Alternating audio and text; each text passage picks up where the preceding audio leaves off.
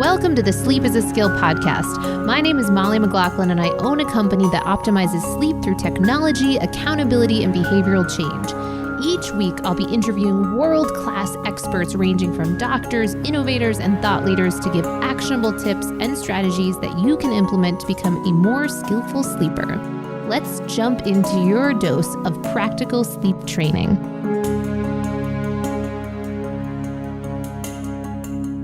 Welcome to the Sleep is a Skill podcast. My guest today is Don Moxley. He's the Director of Applied Science and Brand Development at Longevity Labs Incorporated in the United States.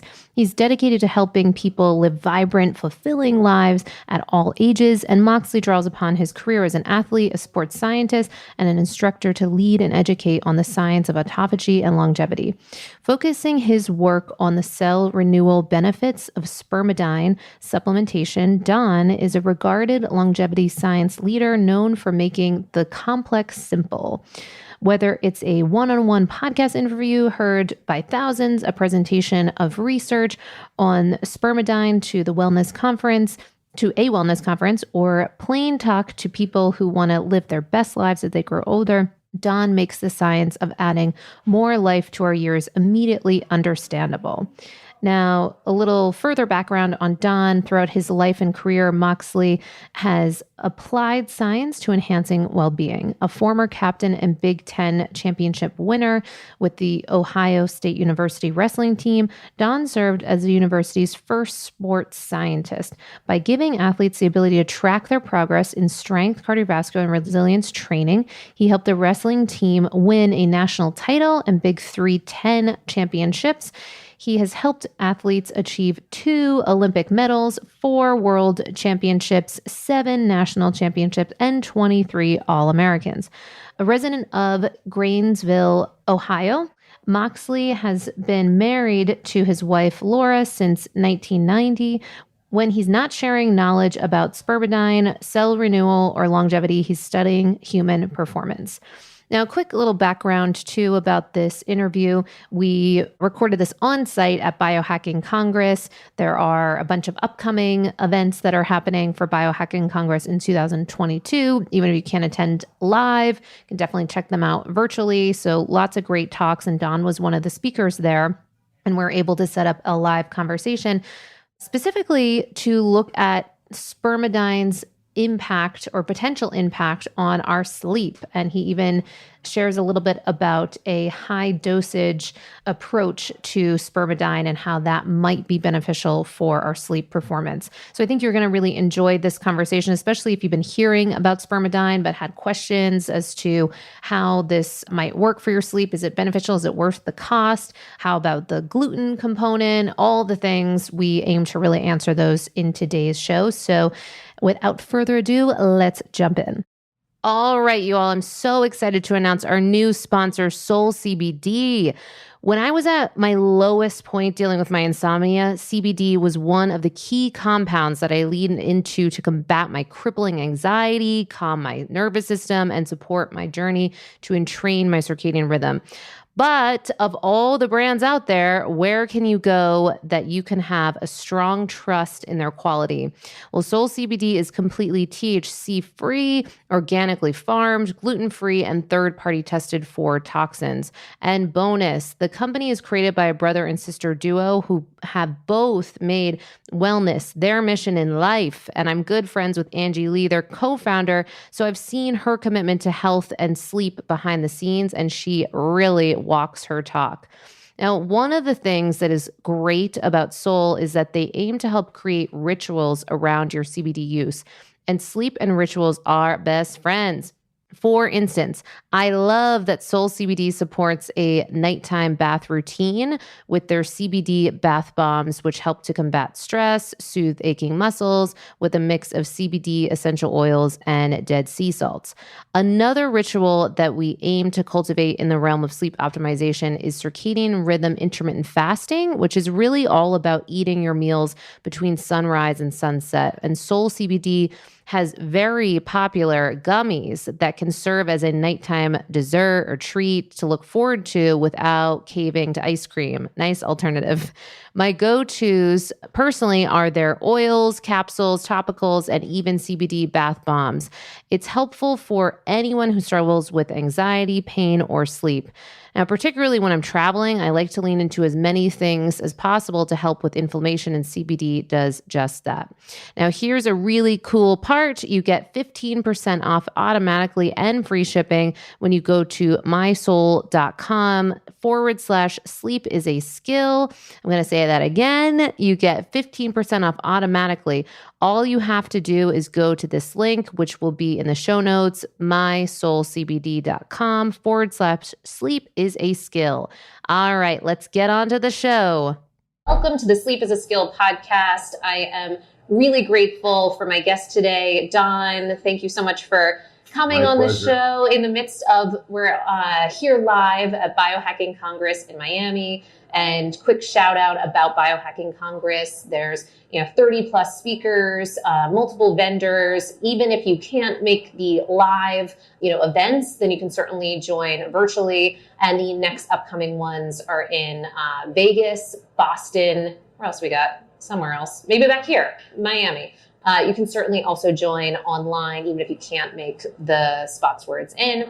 And without further ado, Don, I'm so grateful that you are going to be sharing with us a number of topics and some that we really haven't ventured into on Sleep is a Skill. So, again, just thank you for taking the time. My pleasure. I love these kind of events and meeting with people like you and building an audience. So I'm excited about it. Awesome. Great. Well, so I know you've got your own booth here and you just gave a fantastic presentation for us all on the topic of Spermidine. Mm-hmm. So for those that are new to this topic about Spermidine and how this would at all relate to sleep optimization, hoping you can shed some light. Well, Spermidine, it's a funny name. There's no doubt about it, but it's a molecule that's in every cell of your body, men, women, plants, and animals. Mm-hmm. And what we know about Spermidine is it declines with age.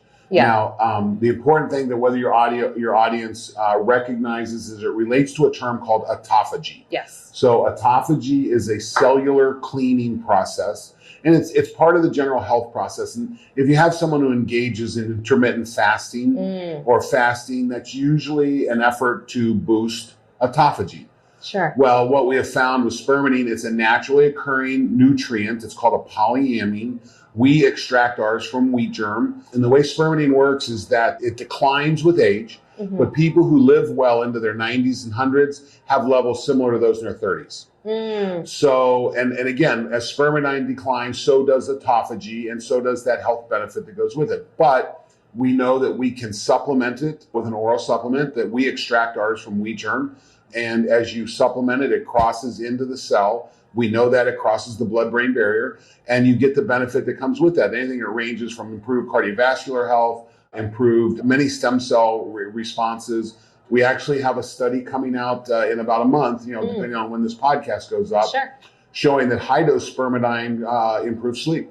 So that's one of the studies we're excited about. And you were alluding to that in your talk. So you mentioned different dosing. So if people are maybe beginning to experiment with this or they're finding from different sourcing, what are some of those ways to think about the dose? So we, along with this study, we felt it was important to release a product that was consistent with that. Yeah. So our current product is a 1 milligram a day product. And this is what is the European Union recommended daily dose. Sure. We've tested safety up to 8 milligrams a day, but we have a specific 6 milligram a day product that will be released through physicians. If you just want to try Spermidine Basic, our Spermidine Life, you can buy that online or at Amazon. You go to our website, spermidinelife.us. You can buy the product there. We're on Amazon too. But that's our 1 milligram product. And if you want the 6 milligram product, you'll have to go to our website and go to the physician finder portion of the website. That product's not available right now. What is today? October? The 17th. October 17th. And probably be available late in November, early December. Okay. So that's when we'll see that happening. Wow. Okay. And so specifically for sleep, is there any lineup as far as when they should be taking your strategy for sleep optimization? A polyamine is a molecule that works down inside the cell. So we're not hitting a receptor, or we're not doing, it's not an energy molecule, or it's not a nervous system trigger molecule. It's in the cell. So what we're finding is you just need a daily intake. At that point, it'll be a 6 milligram dose. And listen, we're selling these through healthcare practitioners for a reason. Yeah. Work with those practitioners. They're going to be the ones that are going to help you put that in place. But again, we've got a nice little research paper to go with that. Oh, very exciting. And so what about people that say, well, I'm gluten sensitive, or there's reasons why it wouldn't make sense for me to take this? Well, you always have to be, we have gluten sensitivity in my family. My wife's celiac, and I've held her hair back way too many times, when she gets polluted. Yeah. But we do have a tiny amount of gluten in our product. Celiac Association says you want to be below 10 to 50 milligrams a day. Okay. We're 1.3 milligrams. We have a lot of celiac patients who use our product. Sure. But listen, again, I've seen people get polluted and how rough it is. Be careful. If you're in that place, be careful. Okay, got it. Okay. And so what you've seen with, and I know, of course, we're focusing in on sleep, are there other things that you really think of as being really beneficial for reasons that you want to start taking Spermidine? Well, listen, as you're looking at longevity, and I like to think of longevity in 3/3. Sure. I think of the first third of my life as the third I learn. Yes. I'm a child, I'm learning, I'm in school. And I think of the second third of my life as in service to someone else. I'm in service to work, I'm in service to my family. My wife and I, we've been married 32 years now, and our daughter is just finishing up grad school. She moved out of our house when she was undergraduate. She moved back during grad school in the middle of COVID. We're going to lose our daughter probably in January. Yes. It's going to be the end of her living with us. Yeah. So we're officially moving into our third. It's just us. I tell this story that I've had the opportunity to coach some great athletes. I've worked with Olympic medalists. I've worked with national champions. I've worked with some amazing people. The most enjoyable coaching experience I ever had was coaching my daughter's 8th grade field hockey team. It was wonderful. And I'm looking forward to coaching my grandchildren and coaching my great-grandchildren. Yes. That's, so, this goes back to the longevity. We call it my longevity stack. You have to have a purpose. And I call that the jar. Yes. And if you don't have a purpose, you don't have a place to put the pieces. Yeah. But when you look at longevity, there's some key things that you have to do. You have to move. Exercise and movement's a key part of a longevity program. You have to eat non-processed. You need food that's not been overly processed, that's nutrient dense. I don't care if you go vegan. I don't care if you go carnivore. Just, I want you eating food that was living not long ago. Yes. And not overly processed. The third rock in my jar is sleep. If you want longevity, you have to fix your sleep. And we've seen this in elite athletes. We see this in health and wellness. If Mother Nature wants to take you out, she takes your sleep, and you don't recover. And then my fourth rock is light. Yes. The same way we have good food and junk food, we have good light and junk light. Yeah. And 80% of the DNA in your body orients to a circadian rhythm that's based on light. So you have to fix light if you want that longevity process. So exercise, food, sleep, and light are my four big rocks, and they go into your jar of purpose. So that's kind of how the whole thing comes together in my mind. And love that. And you listen, whether you're an elite athlete or whether you're just an elite athlete's parent or just Joe Bag of Donuts who's trying to get through the day, sleep is a critical piece to get fixed.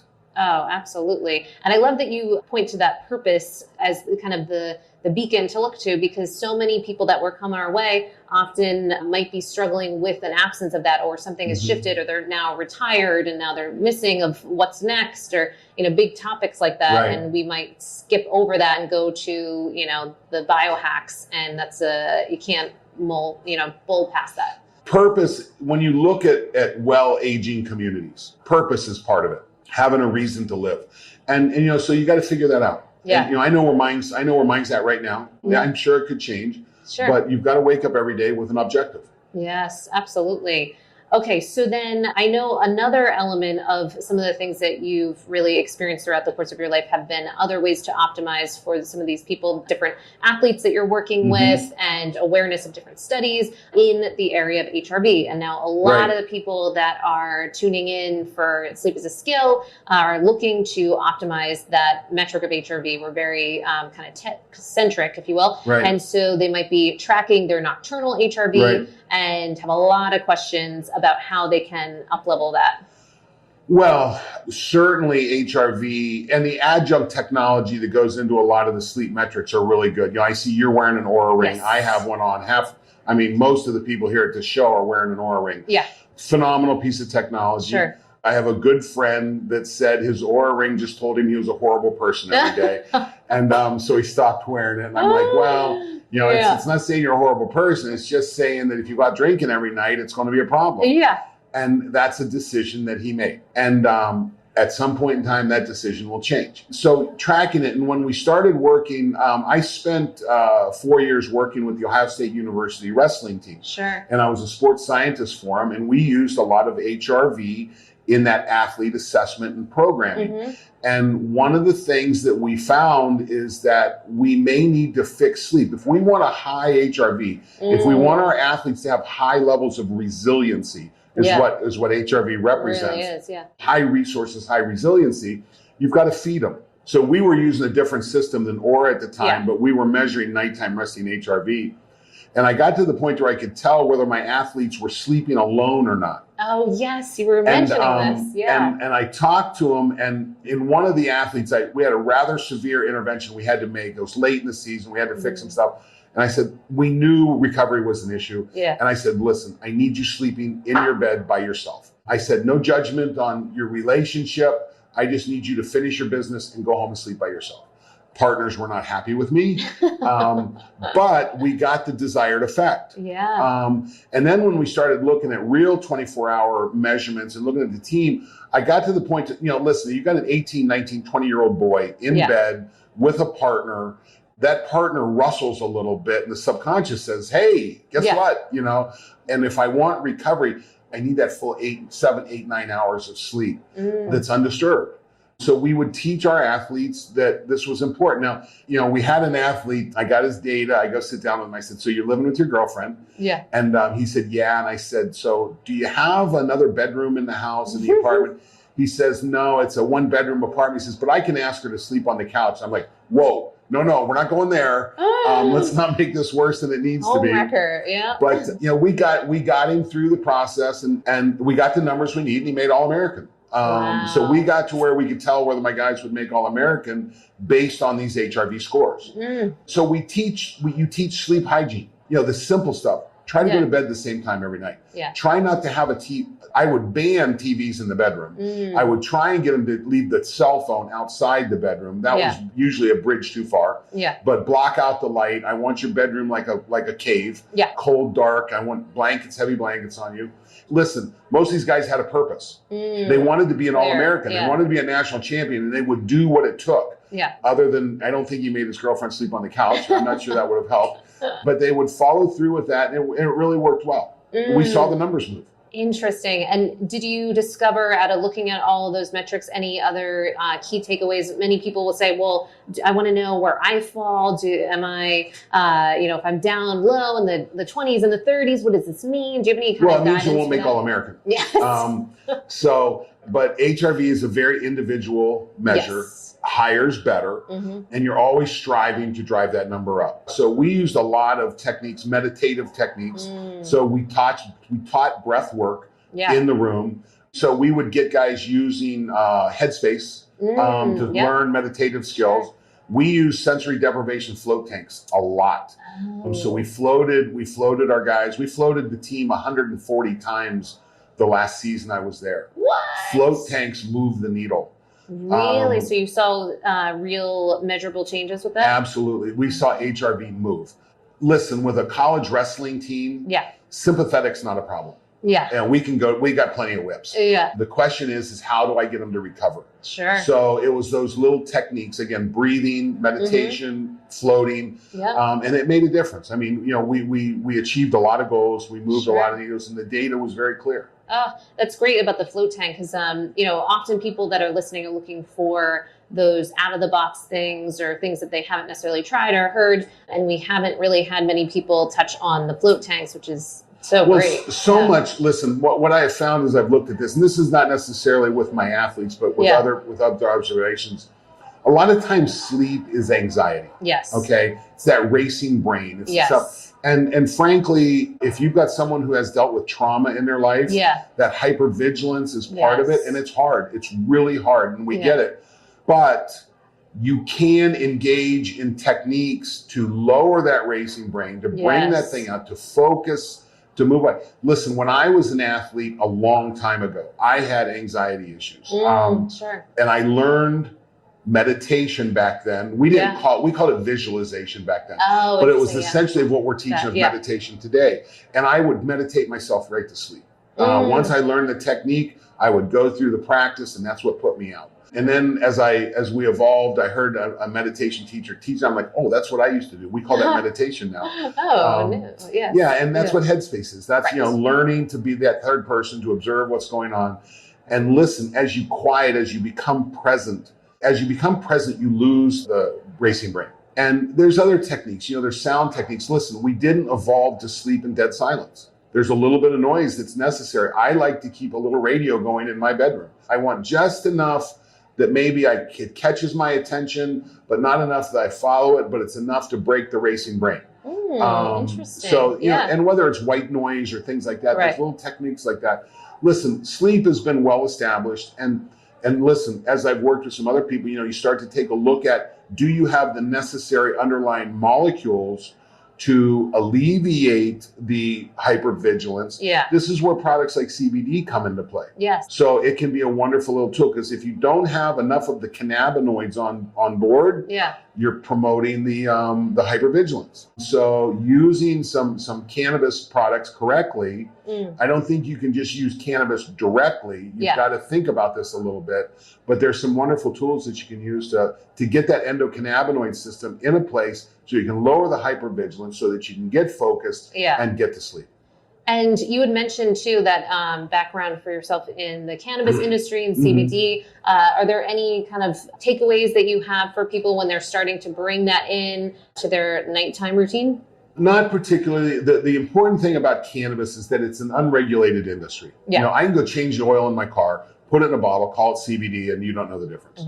Other than it tastes like motor oil. Find trusted sources. I consult with a company called Mendi, M-E-N-D-I, the Mendi Co. It's a sport-based brand out of Portland. I trust their products. I know their process. I know what they do. But not every, you may have a place where you can go, and depending on the level of severity, a lot of CBD and a little THC can be good. Having the right terpene combination can be really good. So that's part of what you have to work through. And how about the dosing for people with CBD in particular? Sometimes there's... It's completely individual. So again, tricky. I don't know what your level of trauma is. So I don't know what your level of hypervigilance is. You and I can be sitting here, and I could be looking at you, and I could be looking at someone who has never had trauma in her life. Or I could see someone who's dealing with a tremendous amount of trauma. You learn to wear a good face. So we can't know. We know that trauma affects the amygdala, the part of the brain that detects fear. We know it affects it by dropping the anandamide, which is called an endocannabinoid. We know it drops that, and that's where the hypervigilance comes from. As you consume CBD, it helps maintain anandamide. So exercise at the right time of the day builds anandamide. It raises it. You don't want to do it too close to sleep. You don't want that sympathetic kick in that you get with exercise sometimes. But it's very individual. It's very systematic. But get a product that you trust and start to work from there. Very wise. And then for the people that want to bring in straight on THC, do you caution? You got to be careful with THC. The cannabis industry, we legalized cannabis on the backs of epileptics and cancer patients. And the markets immediately become adult use rec markets. And the challenge with cannabis is that the cannabis producers since the 70s have been embargoed. They've been underground. And frankly, they've been producing products that are THC oriented. That's what the people are buying that we're interested. Well, THC can have a sympathetic effect. It can have a boost. And we've all heard the story about people having anxiety and things like that. Sure. Using gummies incorrectly. Yeah. You know, if you use a gummy, you know, that THC goes through your liver and it becomes 5 times stronger. Oof. And that's where that anxiety comes from. But if you can relieve that anxiety with CBD. So CBD disturbs that THC connection. You know, listen, there's good information out there. Yeah. You know, there's a website that's called projectcbd.org. Okay. Yeah. We'll look into that it's one. .org for or show edu. notes. I forget which. Yeah. There's a lot of good information up there. They do a really good job. That's great as a resource. Because there can be so many questions about, you know, what the dosing looks like if we are going to start bringing in CBD, or if people are dealing with pain management and then it might bring in a bit more of that THC. So having that guidance. And again, the terpenes are a whole nother story. Yes. And they're very important. You know, there's a terpene called beta-caryophyllene that personally I want as much of as I do CBD, because it's a great pain management, it's an anti-inflammatory, it's a wonderful terpene. So. Great. Okay.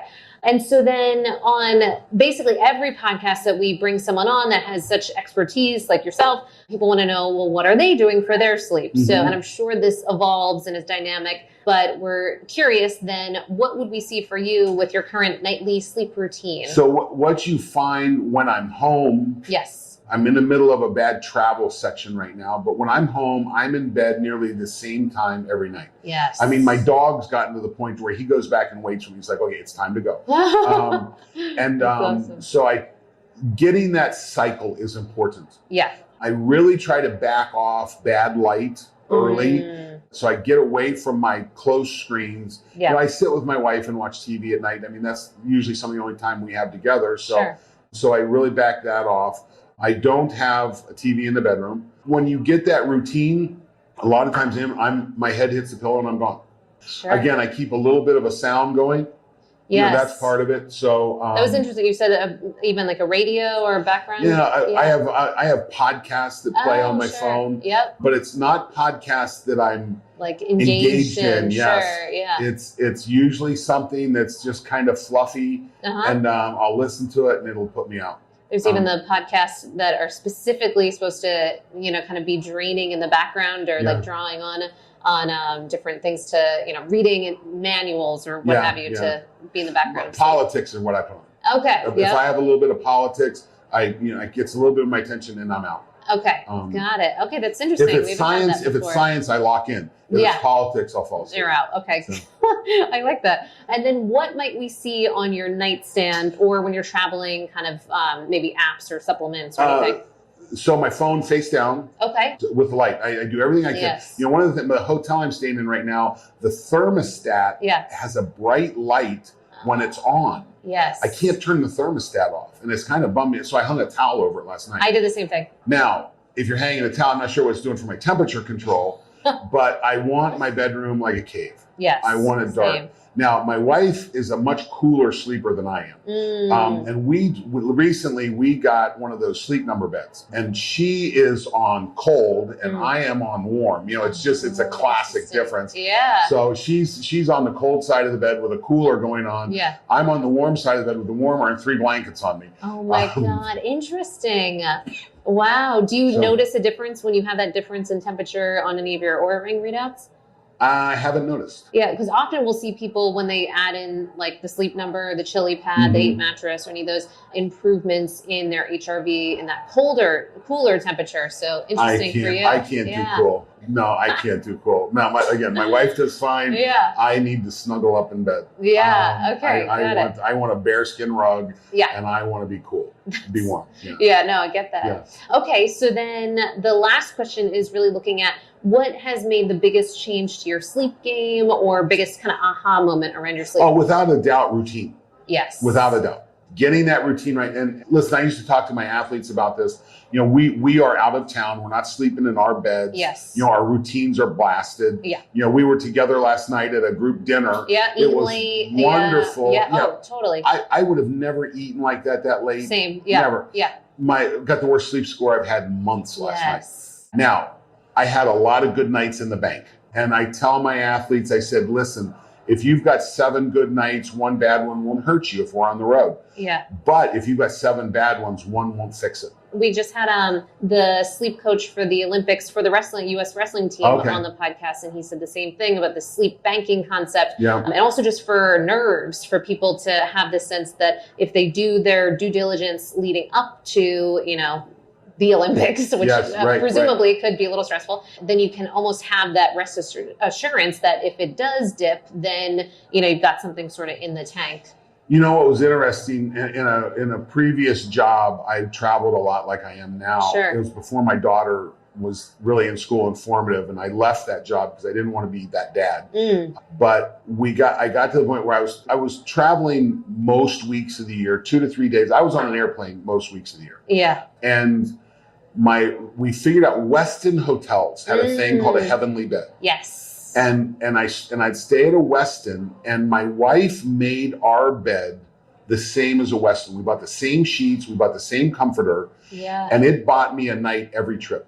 Oh, that's awesome. Normally it took me a night to get kicked in. Yeah. And when we did, and I always stayed at Westin's. Yeah. And so the bed was always the same. So I at least normalized that part. That's a big tip too, because that first night effect is something that has a lot of documentation around the impact for people when they are in a new environment. Right. So to have like something as a grounding element that relates to home can be a big that bought me a lot of recovery. Yes. So. Amazing. I love that strategy. Yeah, I had someone else that I think always was staying in, I want to say Marriott's. And so there's a particular pillow that he would always have. And then he bought all those for home. Right. So different strategies to bring about that feeling home. That's great. Well, listen, you prioritize it. You say, listen, what's my strategy? How do we do this? How do I make this important? Sure. And again, I'm not going out tonight. I don't care what someone wants to do. Yes. Okay. I'm done. I'm going to be in bed. I'm turning into a pumpkin at 10. I'm done. Now, when I travel out west, it's a lot more difficult. If I got 3 time zones under my belt, it's a lot harder. Yeah. But I get a long ways by pull my blinds. So, I'll be in Southern California, and the sun hasn't set yet. Yeah. But I've got the knockout blinds closed, and I'm up at 4 a.m. out there. But I get a lot of good work done, but I keep my routine. Yes, the routine. I think it's just such the unsexy truth that it's just so powerful. Right. Yeah. So to also layer in, if we have that foundational element and then we add in something like possibly the high dosing of spermidine and and magnesium and those key elements. Listen, I'm magnesium. Magnesium's one of the other big other big cues that we use. That if magnesium, I rarely see someone with a melatonin issue. Yes. I see a lot of people with magnesium issues. Yeah. And magnesium's key in that in the translation of serotonin to melatonin. Sure. Absolutely. So that's a big part too. Amazing. Well, so I know you've got lots of different resources for people, and you've been in this conversation for so long of optimization. So I'm assuming people listening are going to want to absolutely learn more about how they can follow you, all the work you're doing, different studies that are coming out, et cetera, et cetera. So what are the best ways to stay in touch? So you can follow Spermidine Life at spermidinelife.us. So they're on Instagram. Sure. My Instagram game is not strong. Okay. It's family. It's not work. If you want to follow the science, I'm usually pushing the science, whether it's HRV or recovery or longevity. That's going through my Twitter account, Don Moxley on Twitter. Great. I have a love-hate relationship with Facebook. Yeah. So, or LinkedIn. Yeah. I use LinkedIn as my professional contact, so and it's Don Moxley and all those sites. Perfect. Awesome. And you mentioned too this higher dose of 6 milligrams a day. Yep. So this will be something that we can tap into later on in the year. If you want it, you're going to have to connect with one of our recommending practitioners. Okay. And we'll have that on the website. Okay. If you go to spermidinelife.us, we're going to have a physician's map there.